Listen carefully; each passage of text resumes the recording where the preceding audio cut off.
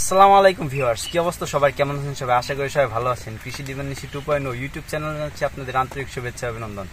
প্রতিদিনের মতো না, অনেকদিন পরে আজকে বাগানের কাজ করতেছিলাম।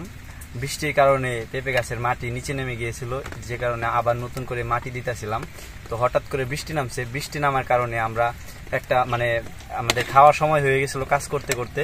তো খাওয়ার সময় বৃষ্টি নামছে, তো তখন আমরা কি করব, তখন আমরা চিন্তা করলাম যে একটা ঘর বানাই। তো কলা পাতা আশেপাশে আমার বাগানের পাশে একটি কলা বাগান আছে, ওই কলা বাগান থেকে কলা পাতা কেটে আনছি। এই যে উপরে দেখেন বন্ধুরা কিভাবে আমরা ঘর বানাইছি। এখন আমরা খাওয়া দাওয়া করব, সকালের নাস্তা করব। তো একদম চারপাশে বৃষ্টিতে ভিজে একদম অবস্থা খুবই খারাপ। কাজ করতে পারবো কিনা জানি না, তবে কাজ চালিয়ে যাব। যদি বেশি বৃষ্টি না হয় তাহলে আমাদের কাজ বন্ধ থাকবে না।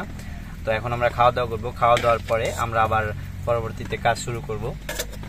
তো আমাদের সাথে রয়েছে আমার এলাকার ছোট ভাই ব্রাদার। দেখি ক্যামেরাটা দিয়ে দাও। এই যে ওর নাম হচ্ছে সোহেল, ওর নাম হচ্ছে মিম, ওর নাম হচ্ছে জাকারিয়া।